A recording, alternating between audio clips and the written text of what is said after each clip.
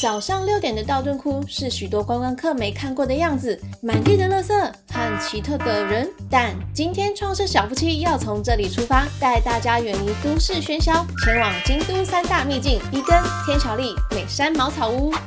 早安，在道顿窟旁边，早上6点半。那为什么这么早起来呢？因为我们今天要参加 KKday 的京都近郊一日游。会选择 KKday 一日游的原因，是因为京都近郊的距离非常的远。如果说今天我要自由行的方式过去，很麻烦，它要转好几次车，以及说它的交通费用其实不太便宜，也会花费蛮多的时间。所以考量之下，我觉得选择 KKday 的一日游，其实对于旅客来说会非常的方便。我们是从大阪南波这边直接搭巴士出发，再回来大阪南波这边，我们等一下是7点集合，7点15会发车。天哪，道顿窟原来这个时间地上超多垃圾的。桥上面就有很多的观光巴士在前面等了。集合地点啊，就是在这个螃蟹道乐旁边的桥。你好，我要报到。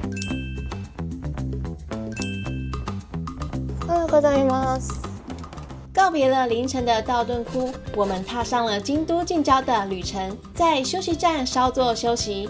没想到这个小小的休息站藏着这么多当地美食和新鲜海产。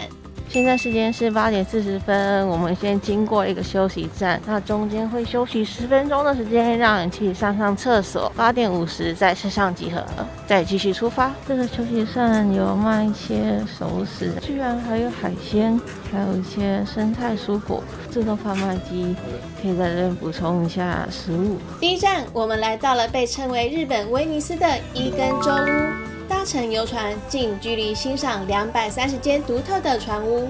我原本还很担心会晕船，结果完全没有诶。这里的海面平静到不可思议，原来是因为伊根湾3面环山的特殊地形。而且你知道吗？这些看起来像民宿的房子，1楼是用来停放渔船，2楼才有住人，被日本政府指定为重要传统建造物群保存地区。正当我陶醉在这片宁静的美景时，我们竟然被包围了。游船能顺便喂食海鸥，每人有1包虾味鲜。我们兴奋地将虾味鲜高高举起，结果一只都不来。我刚刚觉得应该从淘叉网这边定制超大的虾味鲜，这样一举起来他们就知道那个超大的。这太小根了。最后我们只好自己把虾味鲜吃掉了。虽然喂海鸥失败，但伊根的美景依旧让人难忘。25分钟很快就要回去了。今天海鸥好像不太想吃虾味鲜，就跟我想象中的那个画面有点不太一样。大家要有个心理预期，说也许你过来不会有海鸥很多围绕着你的画面，但是当做看看这边的景色。不要去勉强动物，自己去享受当下比较重要。可能虾味鲜吃腻了。对，那我们换那台湾乖乖好了。台湾味他可能更爱。逛逛伊根的伴手礼店，准备前往下一站吧。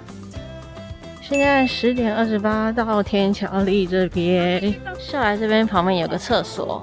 11点20吃饭，然后12点40要回车上去美山。天桥立是日本3大景之一，但是要欣赏它真正的样貌，竟然要用一个超特别的方法。像缆车有2种。一种是有车门的 cable car， 还有单人座的钓鱼。单人座的钓鱼就来旁边这边。首先要挑战这个单人吊车，前往伞松公园。没有安全带，没有玻璃罩。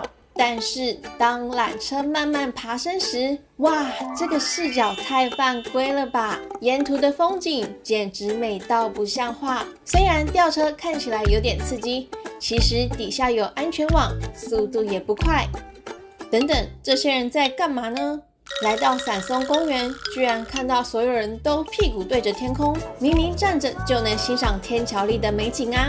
我们也尝试弯腰从胯下低头一看，眼前的景象竟然完全不一样了。原本的海面变成蓝天，沙洲像一条巨龙在天上飞舞。原来这就是天桥立的奇景——飞龙观。我刚刚在弯腰的时候，我好怕我跌倒。我看一下下面有没有安全措施。有啦，有一个网子。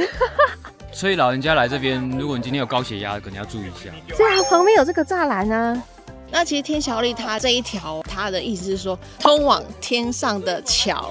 它厉害的原因是因为它是自然形成的，它中间这一条大概是全长有3公里，上面种了8000多棵的松树，非常漂亮的自然奇景。那它会形成的原因是因为潮汐作用的关系，两侧慢慢细沙堆积成的一条沙洲，这就是奇景，难怪会被列为日本3大景之一。不止如此，这里还有一个有趣的挑战，据说只要把瓦片丢过智慧之轮，愿望就会实现。听起来好像很简单，但是有这么容易成功吗 ？Go！ 差太远了吧！愿望挑战失败，只好靠美食来安慰一下了。天桥立这里有特别的红酒盐双麒麟，究竟吃起来是什么味道呢？海盐的香味很香，跟我们吃到印象中很咸的味道上来那海盐不一样，双麒麟的奶香味很重，再加上海盐的点缀，两个不同的感觉融合起来，我觉得很好吃。既然都来到靠近日本海的天桥立，怎么能错过美味的海鲜呢？接下来的午餐，当然就是松叶蟹火锅。吃饱喝足，接下来就是伴手礼时间啦。位于餐厅1楼是伴手礼店，很多人吃完都会在这边扫货。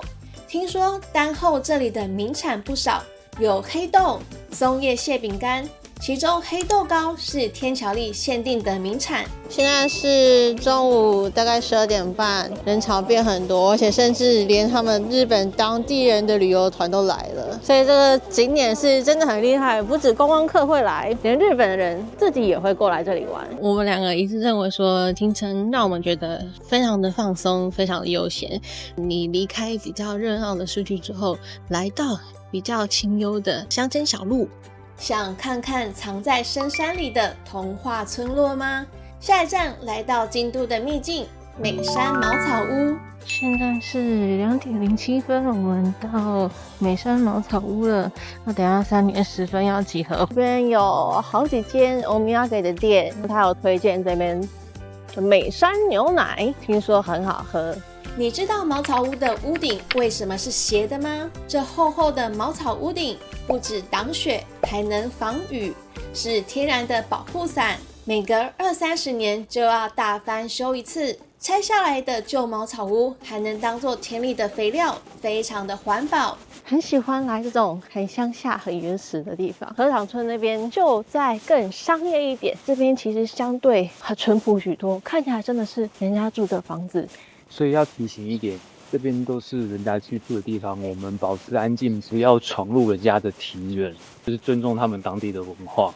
这里还有全日本合掌村里唯一的红色油桶，别忘了跟它合照哦。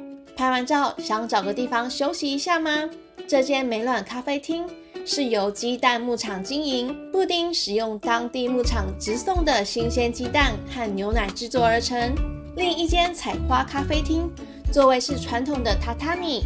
如果时间充裕，不妨在这边享受悠闲午后时光。刚刚特别买了他们的美山牛奶试喝一下，没有那种很浓的奶味，是多了一股清新的味道。既然千里迢迢来到美山嘛，就一定要来试试他们的美山牛奶。哇，我刚刚剥这杯狗已经使尽我的力气在剥这个杯狗，非常的有嚼劲，非常的扎实。你看，哇，我用力才能把它扒开。它的抹茶味道其实还蛮香的，抹茶的香味会慢慢散发出来，那就是老人家牙口不好的就不推荐吃这个了。现在是下午5点的时间，我们已经回到道顿窟了。那对于这次一日游的行程，伊根以及美山这2个以前它是秘境，是一般的人是没有办法前往的。它的人潮不像已经很成熟的观光区，人潮非常的多。趁现在大家要赶快去，这整个行程真的非常轻松。上车之后你就一直睡就到了。日本的驾驶都是优良的驾驶，所以他们在行进路程中，不管是快的、慢的、弯的，都非常的缓缓前进，所以在车上睡得非常舒服。下车，导游他有很明确的指示说什么时候时间点要上车，这边打卡的点要观光的点是什么，他都讲得一清二楚。大家都知道嘛，其实自由行真的走路非常的累，你可以中间穿插这个一日游，可以坐在车子上面休息，让你的双脚休息，不在车上已经补眠，睡得超饱的。另外一点是优点也是缺点，有的人来观光，他喜欢一次踩很多点，这个也非常适合你。但是缺点就是每个逛的景点，它停留的时间不会太久，大概都是1个小时左右。一日游的行程拉车的时间蛮长，会建议大家备个小枕头，旅行枕在车上睡觉会比较舒适。我们导游是台湾人，你在旅游的任何中有任何的问题，你都可以找他询问。我觉得对于旅客来说是非常的方便，以及非常的安心。但是旅途之中多多少少还是会带到一点点行销的资讯。在每个景点购物的时候，有一些合作的商家，导游他会给你 coupon 券，让你去购买的时候，你除了可以达到免税额之外，再有额外的折扣。今天中午吃松叶蟹套餐的时候，听到一些小资讯，因为现在这边餐厅加饭是要加钱的，加饭是要加日币200块，以前好像听说是不用，可能是最近几年有一段时间日本米很缺货，那也因为这样子，后期很多餐厅它另外要加饭都是要再额外加钱的。那如果说你是食量很大的话，也许可以买个东西在车上吃，或者说你就现场再加饭，因为日本米是真的很好吃。想要订购这次的行程的话，购买的链接我放在下方的资讯栏，是 KKday 的一日游。如果你有1天的时间玩京都近郊，你会选择造访这3个景点，还是只选一个做深度体验呢？欢迎在留言区分享你的想法。喜欢这支影片就按下订阅，开启小铃铛，然后分享给你的朋友。我们是创世小夫妻，下集见。